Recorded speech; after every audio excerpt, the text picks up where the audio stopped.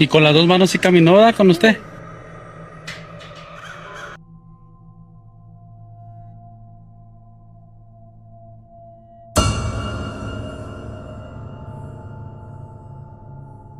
Basements are often said to be the most haunted parts of any home, and for Taz, that belief has become an almost daily reality. The strange activity beneath his house has escalated so much that he now films every single trip downstairs, just in case something unexplainable happens again. On this particular day, he was carrying a basket of laundry down the steps, trying to act as if nothing was wrong, even though he admits the basement never truly feels empty. He sets the laundry on the counter, with the camera capturing the entire room behind him as he begins sorting clothes and loading the washing machine. For a moment, everything is calm, only the soft rustling of clothing breaks the silence. Then, without warning, something in the background suddenly moves. A ghost lives in my basement. Activities have picked up, so I decided to record every time I go down there. This time I caught it on video.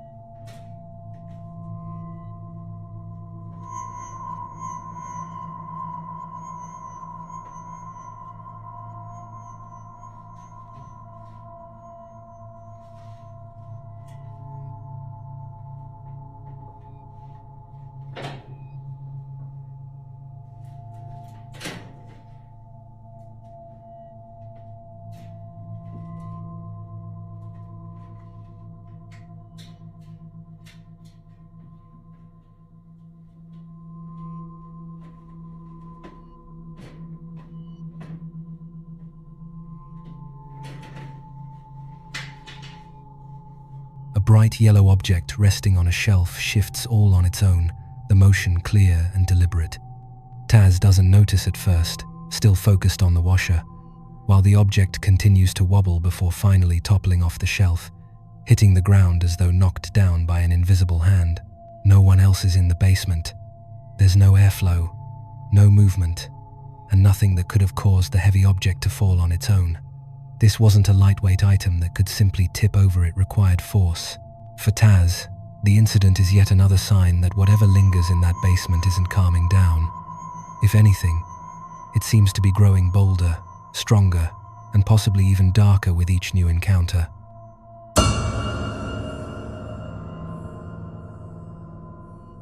Every single morning, without fail, Shannon would wake up to find the same cabinet door wide open.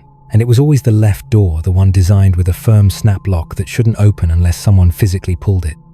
After days of doubting herself and wondering if she was somehow forgetting to close it, she decided to start filming the cabinet to prove she wasn't losing her mind. Okay, guys, I'm going to post this on Facebook, but every morning that I wake up, this cabinet right here, this cabinet right here is open.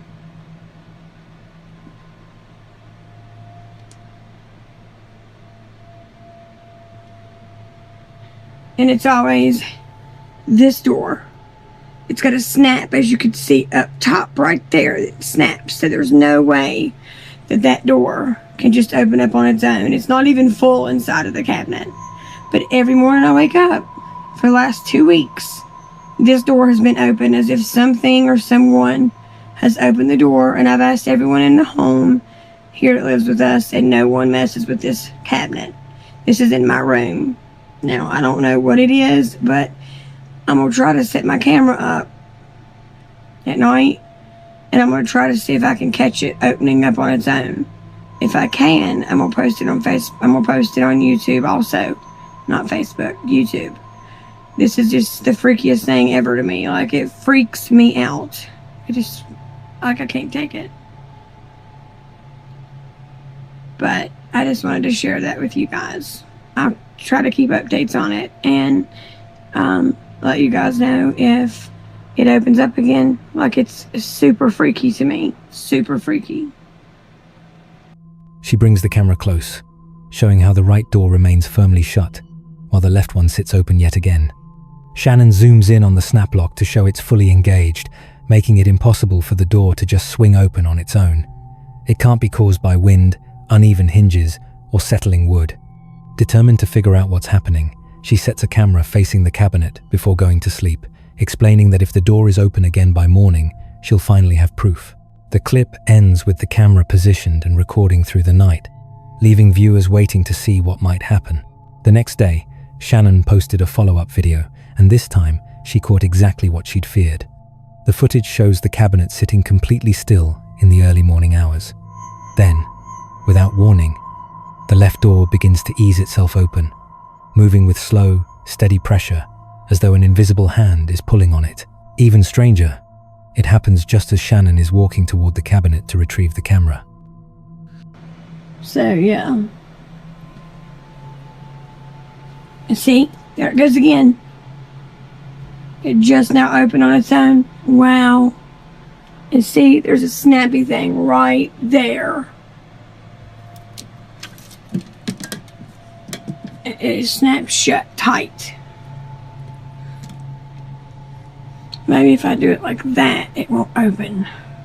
Visibly shaken, she zooms in again on the snap mechanism to demonstrate how firmly it clicks into place.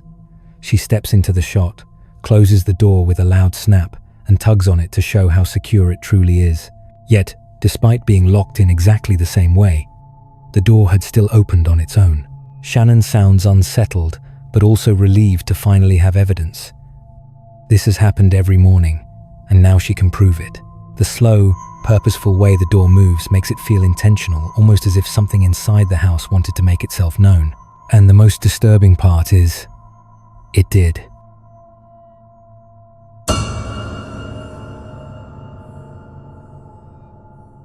Built in 1917, the Santa Maria Inn is one of California's oldest and most notoriously haunted hotels. For generations, guests and staff have described eerie encounters inside its historic halls. Objects slide on their own. Whispered voices echo long after midnight. Footsteps travel down empty corridors, and doors open or slam shut with no one nearby. When Martha and her husband booked to stay there with their border collie, Oreo, they expected a charming old hotel, not a brush with something paranormal. But as they walked through one particular hallway, the air suddenly felt different.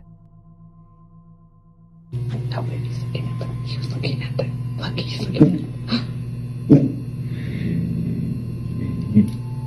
He's looking at the bench. Orio's freaking out, guys. And there's somebody sitting there. He doesn't want to go by it.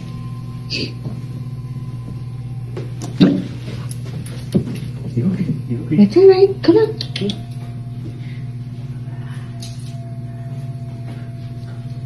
Come on.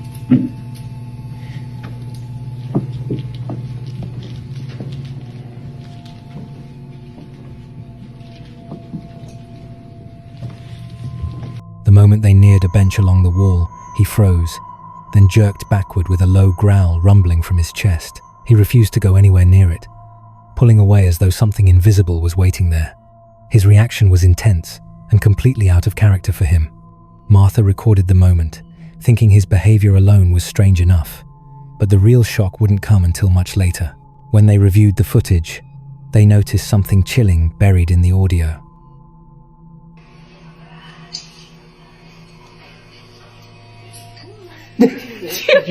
What did he say? Right at the moment, Oreo recoils from the bench. A cold, disembodied whisper slips through the recording. A faint, breathy voice quietly says, "Come back, come back." The tone is haunting, almost as if something unseen was calling out to their dog. Martha later explained that the video had been filmed over 5 years earlier.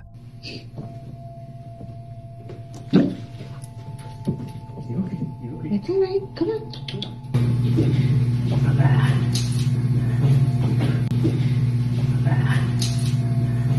She had captured Oreo's reaction, but never realized she had also recorded an eerie voice in the background.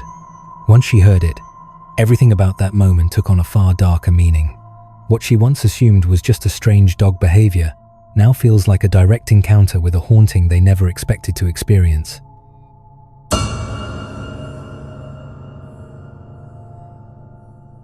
A small group huddled around a deeply unsettling doll, dressed in a long, flowing white gown.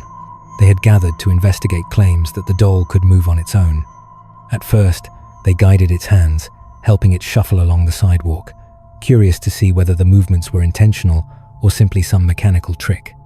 Even with their assistance, the way its legs glided forward was unnervingly precise, each step lifting and landing with a rhythm far too perfect for a typical toy. Its joints bent smoothly, the limbs shifting in an almost lifelike manner, sending a shiver down their spines. Finally, they decided to release it completely, letting the doll stand and move entirely on its own. The moment they let go, a wave of dread swept over the group.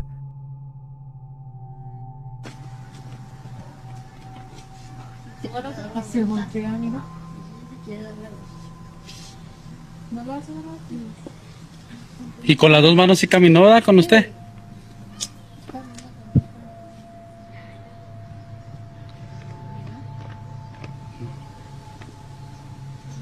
Entonces tú fue para atrás. Sí.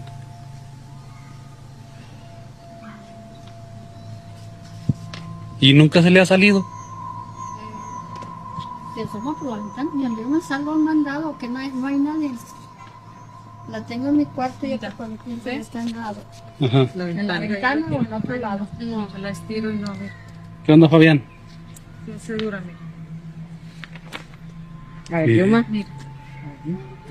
Ahorita para la señora le Yo cambió. lo voy a agarrar, pero... Agárrala, no pasa nada. Agárrala, hijo. Mira, agárrala. Mira. Mira, mira, mira. Mira. ¿Ya viste?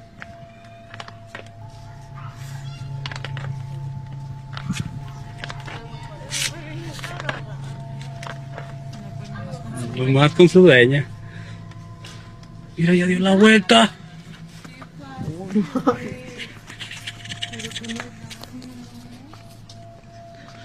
Es aquí en Saltillo. Es. Tiene el pelo mejor. Agárrala de. ¡Ah! Mira, con Eder sí quiso. No, ella no va a querer. Con Eder, con Yair camina poquito. Con él camina poquito. Con el caso es una niña. ¿Qué se siente? Nada.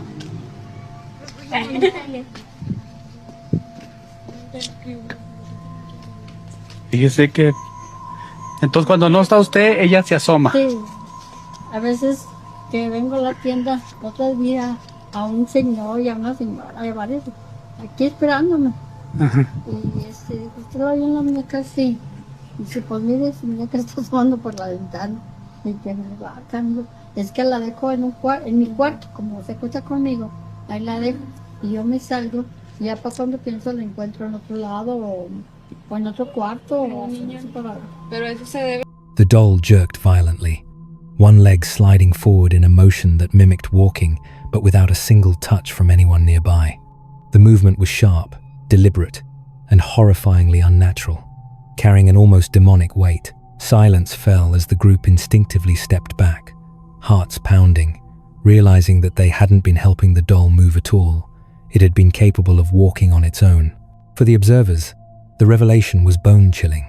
What they had assumed might be a clever mechanical toy now seemed far more sinister. The doll's eerie, independent motion was undeniable proof that something unearthly was at play, something not bound by gears or strings, but by a dark, supernatural force.